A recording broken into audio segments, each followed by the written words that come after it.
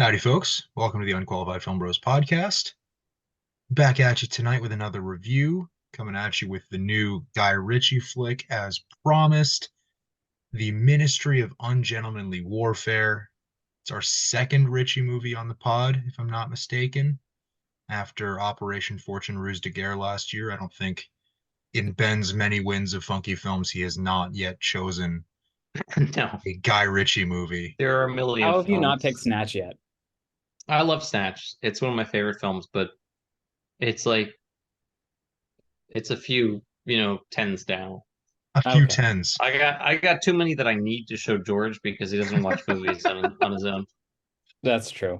Well, we're playing Funky Films again in a few weeks, and Aidan's hosting it, so Sure am. I'm gonna have a chance to win this one, boys. Well, better All chance right. because you do technically have a chance. True, Uh, with the new rule.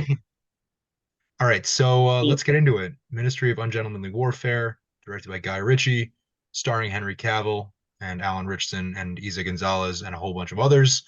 What did you guys think?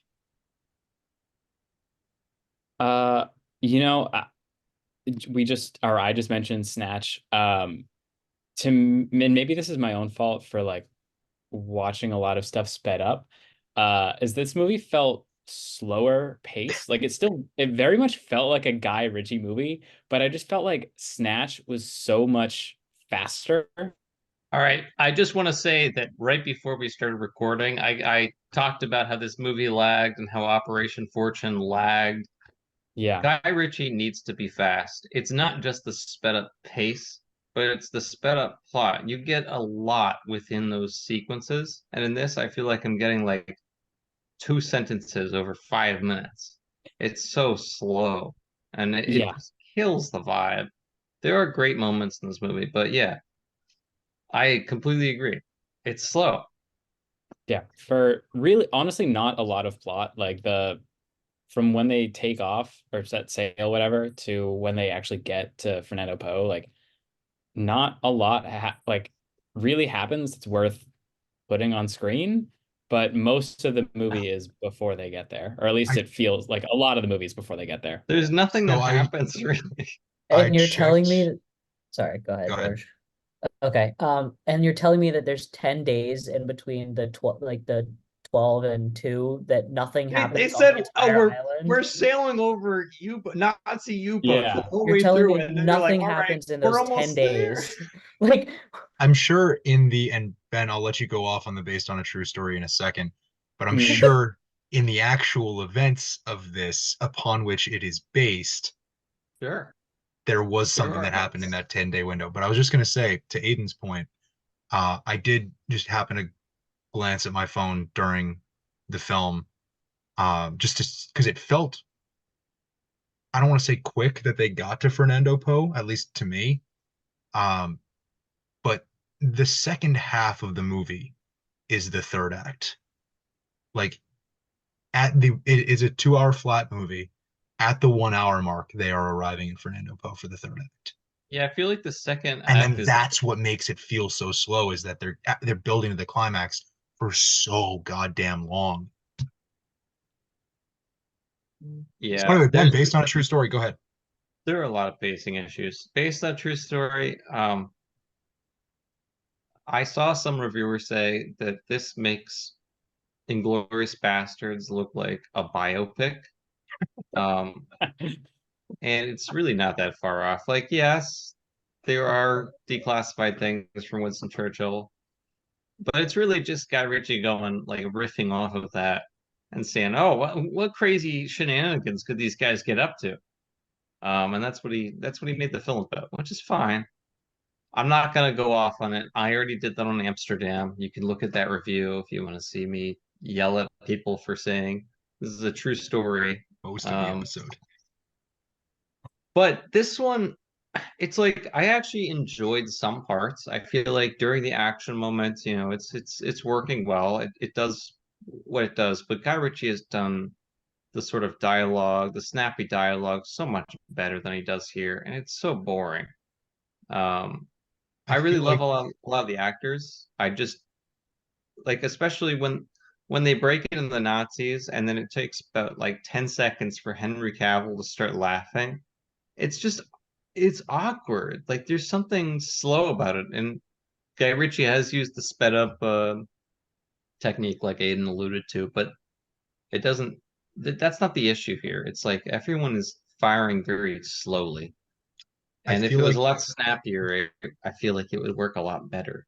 we get great performances that aren't as up to snuff as we come to expect from Guy Ritchie movies. Like Jason Statham in Operation Fortune was great. He was absolute box office, but he felt a little slow in not necessarily how he delivered every line, but I don't think that Jason Statham was a slow one on that. It was Aubrey Plaza was the person he was talking to. When you have somebody that's a slow delivery person, it's yeah, awkward. It doesn't work together. It's not cohesive.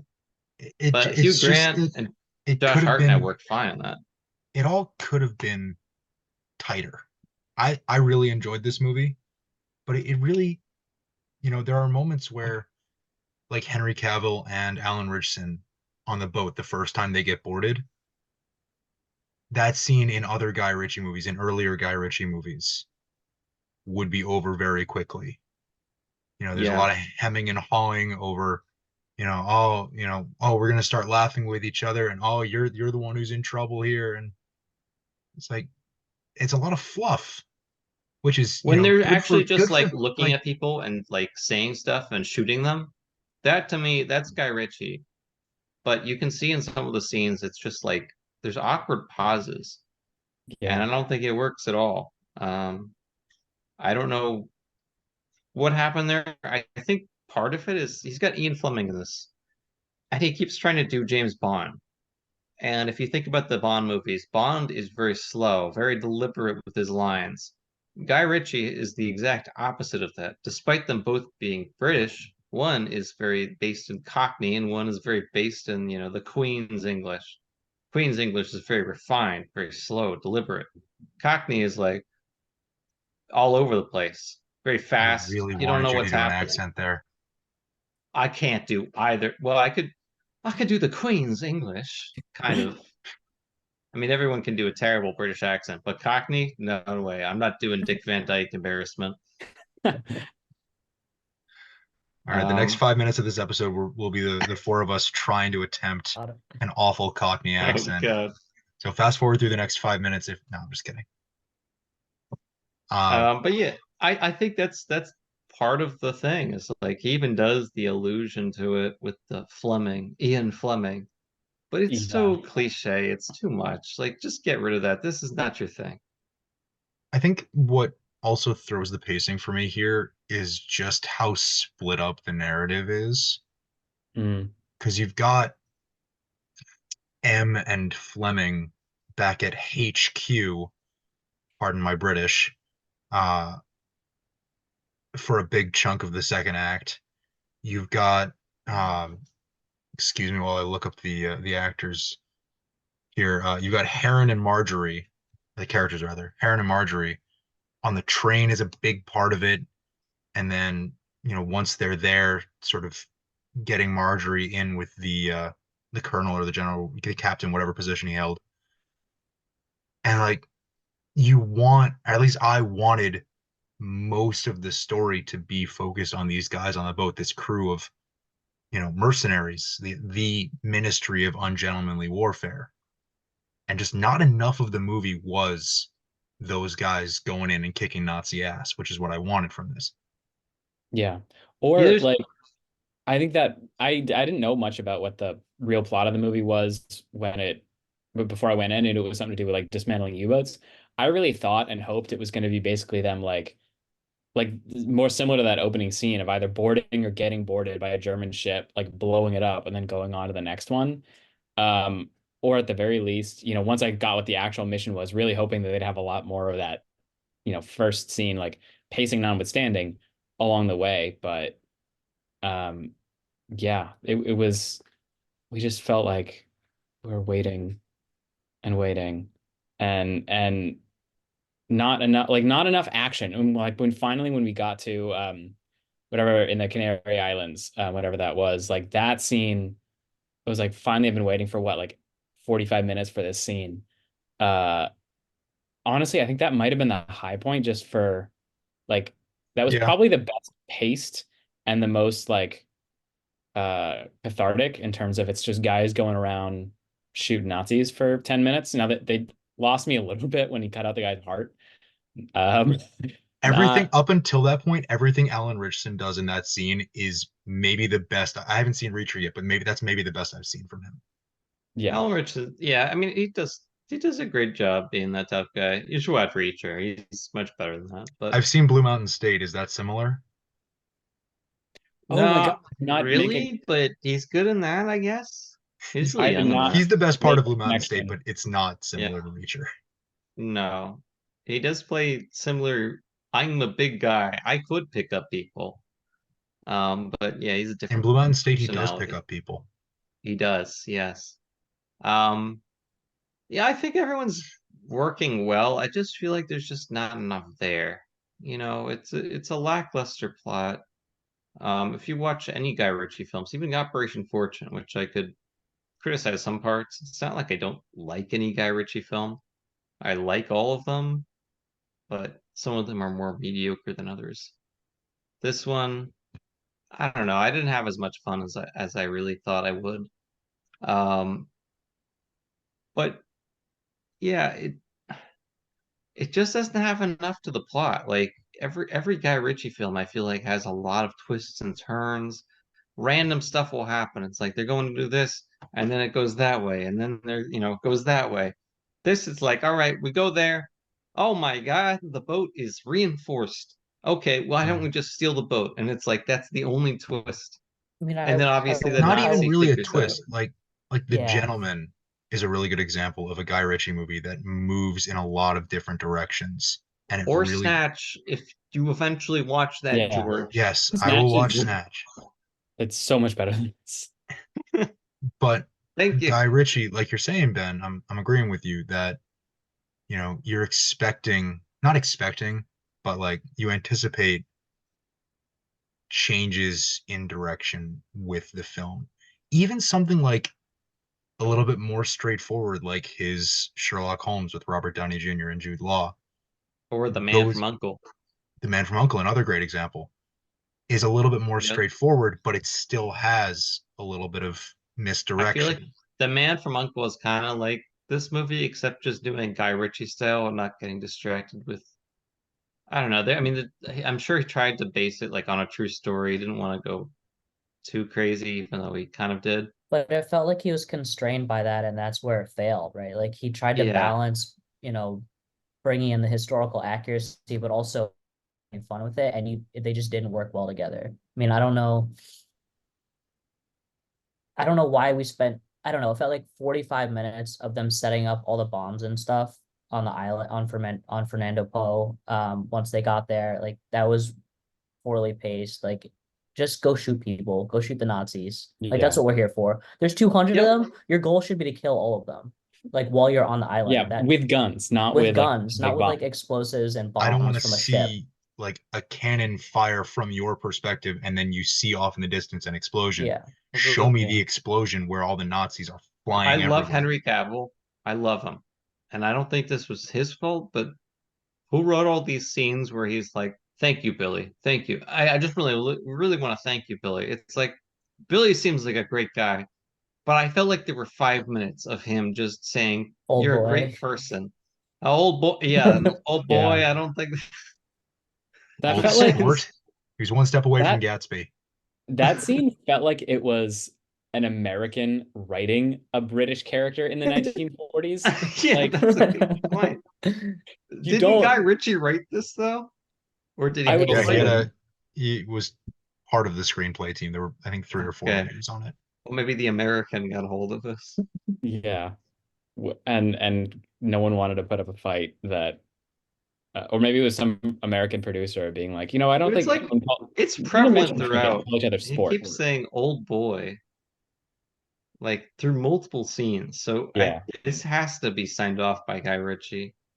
I don't know. He's British, but maybe he just thought like back then they're like, oh, old boy, old sport, Yeah, that's the way he talked. I don't know. I know, but because it felt especially felt so weird because he never calls anyone else that throughout the whole movie, and maybe that is a particularly British like private school thing, He actually but calls a Nazi that old boy. He calls a Nazi old boy one time. presumably right before he shoots him. Yeah, Uh, right before he shoots him. I did overall enjoy Henry Cavill in the movie, though. Like I thought I he, enjoyed most of the people. It's just yeah, like the empty space killed the movie. I mean, who doesn't love Alan Richardson taking a Bowie knife and just killing a bunch of Nazis? That's great. Just do more of that. yeah, Like, even if it wouldn't be a critically acclaimed movie, it'd be more entertaining than this. yeah. I thought among the final act parts, probably when they were on with the Duquesa, and you had Alan Richardson and then the other kind of duo of like killing all the soldiers as they were waking up from their bunks. Like that was probably the most fun and maybe the most kind of I won't say Guy Ritchie-esque, but just the most like intense action pace, like all the different ways that you can figure out in these small spaces to have our heroes kill and stab and bringing a bow and arrow on a And war also, the bow and execution. arrows was one of the best parts. Like, Alan Richardson really, Yeah, he was a great part of this movie. And there are those good moments. It's like the action's great. Guy Ritchie doesn't do bad action, but he seemed to have lost a little bit of his sleekness. yeah. He Uh, should have I don't know, he should have just drank more coffee when he was writing this. yeah, even do the speed up technique. Who cares? Also, he decided to do the opposite in the slow down technique, where he slows it down for what's his name, Lure's death. He Oh gets yeah, shot once in the head, and it takes him about 5 seconds to like register. He's just, Oh yeah. yeah. I didn't like that at all. I don't No. a better Let's death. You want to savor it. let's talk about lore here for a second. With Till Schweiger's performance. One of the most, I would say, forgettable Guy Ritchie villains. He But he Yeah. doesn't didn't give him a really lot to work with. do a lot. Exactly. Yeah. I think Like, it's very interesting that they say so much about how lurid he is, and then they give like one shot of like that woman in shackles that appears dead and him washing his hands. But every villain, like you show some scene of them just being a horrible person. This guy's just a creep the entire time, and it's just like Jew, shackles, and that's Like all we get. yeah, Nazis are bad enough on their face, and Yeah, like yeah, we should, but show him like to be a really bad one. He's like, there's one thing worse than a Nazi. It's this dude, and they don't show Yeah, because anything. he chained one woman up. Like they did so much more than that. Wow, and that's terrible. I've also and they never that had heard of that a line Nazi doing that that. whole that rig line was sorry, I was just gonna say that whole rig for Marjorie was like shown to be this huge threat to her, and then the next scene she's in shackles, just like hanging out with him. I know. yeah, what was that? Like he Are you gonna clearly meant torture her, or are you shackle her, just gonna? that clearly meant shackle her there. Yeah, Yeah. And but like I also just just kill them. Just like you don't need to do all this. but Like then the movie he's a couldn't bad happen, guy, but Max. you also had the line, I forget who said it, but I think it was Heron that said the better dressed they are, the more evil they are. Yeah. He's well dressed, but you never see how evil he really is apart from that one scene. And yeah, we're supposed to get the point, fine, but like fill some of that empty space that we get leading up to that point with showing us how awful he is, and Guy like It's make Ritchie, us just hate him more. hinted. There are in Yeah, Smash, hints, they got a guy who breadcrumbs. feeds his enemies to pigs. In this one, they're not even coming close to that. They're not even sniffing that. And these are Nazis, and this is Yeah. supposed to be some guy worse than Nazis. Guy Ritchie, please and do more. this movie's rated R too. You can do pretty Do much more. anything. Like Yeah. that's the point of yeah. Honestly, this movie could have been No one PG-13, and dies too. I That's would very not have been surprised. Like, there's a Yeah. lot of gory violence, Yeah. no more than any other Guy Ritchie movie, but like, there's a lot this, less, honestly. there's nothing really here, and maybe I'm just desensitized because I've seen a lot of Guy Ritchie movies, but like, there's nothing here that's truly like out there or remarkable. Yeah, there really And I isn't. think I wonder how much of that has to do with whether when writing the screenplay or writing the story and then the screenplay, trying to stay tethered, I think is the best word, to that true story upon which it's based. But like I don't think he was at a that certain tethered, but point, it seems like he needed to be plausible. Yeah. and like all of Guy Ritchie's movies for the most part are grounded in reality. They all feel like they could happen. Ish. Sure, Ish. sure. Yeah. You know, by and large, we get stories that Boris the Blade. we get stories that are feel accessible. And this is another one of those.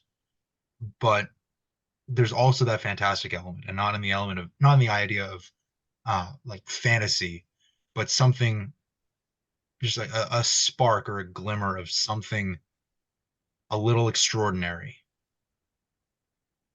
And Well, the characters while I are really always enjoyed this movie, I didn't see that here. And it could have been in the performances. It could have been in the story. It could have been in the action sequences, which, you know, were most as few and far between as they were mostly on par with what we've come to expect from Guy Ritchie movies. And I think that's a you know positive. I think that's a in positive here.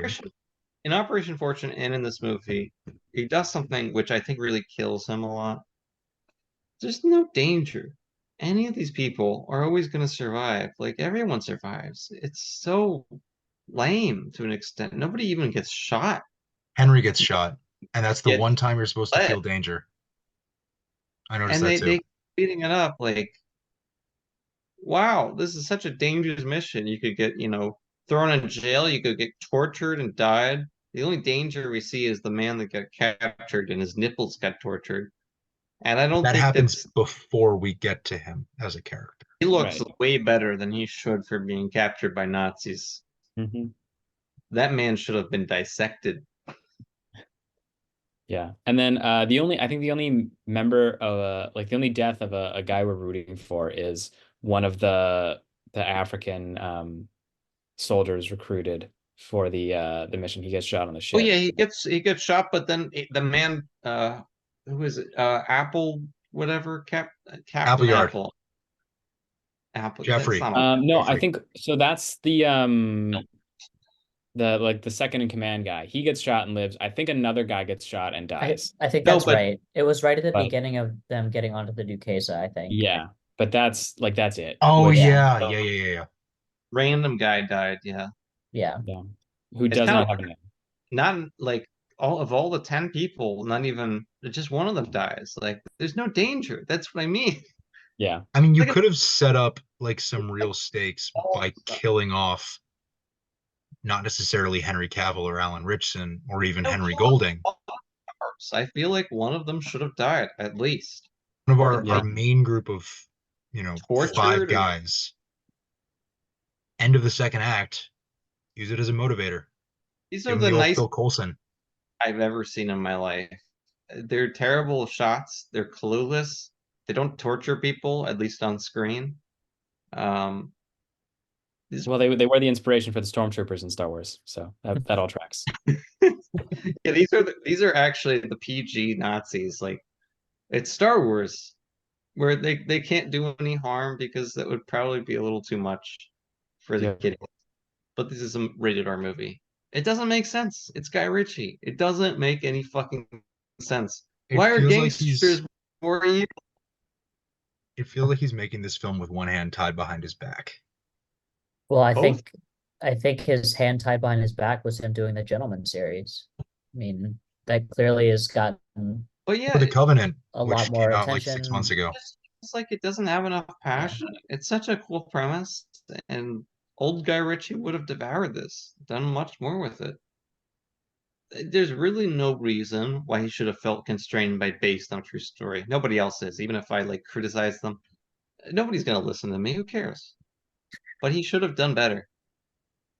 He Yeah. knows he's limited by that. He's limited by his time, I guess. or just his care in doing this movie. I have no idea.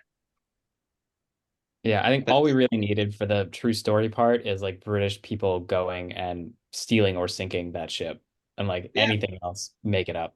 Here's what could have happened. Yeah. Yeah. Like stealing the ship is funnier, in my opinion. It's funnier than just So much sinking funnier. it. Like that's hilarious. Like stealing a fucking Nazi ship, like Yeah. that's With great. how That's great slow they're stuff. going. Yeah. Yeah. They're gonna get blown up. They should have gotten blown up when they were leaving the harbor. There's no way Yeah. they would have. There's no chance. That actually did happen though. Um, I just looked this up before I left, and I believe they okay, yeah, they did actually. So that's why they did that. I don't know. I did not want to read as thoroughly on the podcast to see if that was the initial plan or if they did have to change it, but they did wind up stealing the Ducates and not sinking it, which Which is a you good know, premise. yeah. I Yeah. believe that was the premise, is that they stole the ship. But I don't believe that there was anywhere near like the extreme 200. circumstances. No, definitely not that battle did not, if you can At call it a least battle. I didn't read that thoroughly either. I was just sort of fact checking Guy Ritchie because it seemed a little far fetched to me. Yeah, a little bit. Um, Though it's a cool idea. Like go for it if you want to do it, but actually go for it. It yeah, just didn't seem like he was all there. yeah. Not To go not back Guy to Ritchie. like an earlier point that one of you had mentioned, with like getting like multiple threads and getting distracted and whatever, like that message that the ship's leaving, what, 3 days early, and so they have to speed up, and they're like, all right, well, we got to change course and go closer to the coast, and No we'll payoff. proceed. And yeah, nothing. They saw one ship in the fog, and then were immediately let off the hook by a torpedo. But we didn't even see them fight in that battle. Like, did that ship survive? Clearly they did because we meet up at the end. But oh my God, I was so let down by that. That like we're not even like they Yeah, did such a fun job blowing up the ship in the beginning of the movie. Please do it again. they made, and you're right, Aiden. Yeah. They made such a big deal of, we've got the 15 days. We're gonna go the safe way and sort of thread the needle between the Royal Navy and the Nazi U-boats, and then they go the dangerous way, and Why was that in the then beginning of the it's 10 movie? days later and they're approaching Fernando Yeah. Poe. In any George, you've taken some screenplay classes. Why in the I world would you have. put why would you ever put that in the beginning of the film versus the time that it should be? It does not tease very much other than, wow, these guys, there's some bad Exactly. dudes that can blow up a ship, but it would be much better to have that I comedic relief in the middle of the film when they go over that. It doesn't I make any sense. I see the motivation to include it at the beginning of the film because you need to know who uh Larson and March Phillips are. You need Why to know don't you do an earlier mission or something? what kind of Make shit they up a do. I mission. mean, you could have had an Mission expositional Impossible style. sort of cold open exactly like Mission Impossible and show these guys kicking ass. But I understand why Ritchie placed that scene where he did. However, I'm with Aiden and I'm with you guys. I would have done it again and again and again. And even though it's repetitive and maybe not the best movie, it's like you said, Ben, much more entertaining. I feel Because like it that just was that that scene and the scene in the Canary Islands, right? It was Canary Islands. Yeah. Those are the two most entertaining scenes of the movie. that scene fits in the middle of the film. Like when you just say, "Oh, we have to go the dangerous way," and then you cut to that, like Yep. that Yeah. works Okay. instead Yeah. of nothing in there. Like I understand we need to learn who these people are, but there's been a million Guy Ritchie films where you learn I who mean, they are through would that, you or you do a cold open like Snatch, where Jason Statham's like selling bootleg whatever, or is it Snatch or Lock, Stock? I get them mixed up. I think that might be Lock, Stock. I can't remember what Snatch is opening at. Oh, Snatch is a weird opening, but never mind. On the train, right? Yeah. Um, I mean, there's a way to open this you movie could do where something else though. It doesn't need to be that. That fits in the middle of a film. It fits where it's supposed to like so work. there's a way to do this film like he did Operation Fortune, where you've got the one major player, and he sort of does it here, and then you've got sort of expositional flashbacks to each member of the team and showing like what they can do, what their skill set is, what they bring to the table. And he sort of does that here, but after doing that scene first. And then And he tells us Yeah. it's Yeah. redundant. Like, and this movie, There's it's so it's much. 2 hours. It could have been $1.40. Yeah. Yeah. Or, It's slow. what It's we a saw slow could be movie. cut down to an hour 40 or even less, and then add back in 30 minutes of them killing Nazis on the way to Fernando Po. Yeah. Because I have not seen The Covenant, but Also, I gotta Operation be Fortune honest. was $1.55. Like it's right. This is right about what he's been doing, but it was a lot of fluff. I love a lot of the actors like Carrie Always. Who plays Churchill? I thought it was like Ray Winston or something. Rory Kinnear. Or, It was okay. Rory Kinnear, that's who it who just was? so Oh my happens God. to have Rory been Kinnear. in the Daniel Craig Bond movies. All right, so we got it. Yeah, I mean, they're great, but who the fuck cares? Like, really, why did you waste time doing that? Oh my God, there's a mole in there. No, Not it's even like a fun mole. It's just like a guy It's who a had a different dude. so opinion. Do we weak. even know his name? I don't think we even know his name. Sergeant. It's just Sergeant. Yeah. Sergeant something, yeah. Yeah, Um, that did not matter at it's like all. the weakest Bond plot ever, and it really seems like some aspects are like, oh, I should do an Ian Fleming thing, and it's so lame. Like, that's not your If thing. you're You gonna, don't have to do that. if Guy Ritchie wants to do an Ian Fleming thing, do a fucking Bond movie. I don't think you should at this I don't point. think he should, Oh, but if that's what he wanted to do, say I'll do Bond 26 with Aaron Taylor Johnson, sure. I think he wanted to do his own thing. Guy Ritchie loves doing his own thing. It's just, it seems like an existential crisis mode or midlife crisis where it's like, do I want to keep doing my thing? Where he did Operation Fortune, and it's like, oh, include Aubrey Plaza, include, like awkward comedy.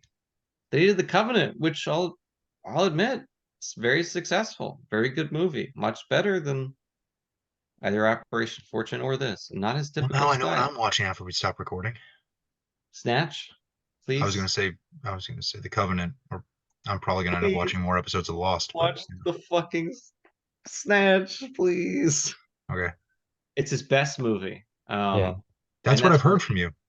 yeah, you hear it from everybody, but it just seems like he's at a crossroads where he's trying to do something else. And both these, for me, were misses. Personally, I think that's kind of good to, branch out, try to find different ways to do your thing, but this one just didn't work for me. And plenty I'm of filmmakers understand that, like they'll watch their films back. This is not hidden to them that they understand that some of their movies are not the best. They're not stupid. Yeah. I mean, it yeah, feels like he could build off of this though. I mean, it might not work, but like if he wanted to continue branching out, it felt like sure, go for it. But you don't have to. Yeah. I I mean, yeah. I I'm think sure he'll do something. where I come down on this movie, and our discussion has sort of helped me recognize some of the flaws, and I might change my ranking and my review of it on Letterboxd.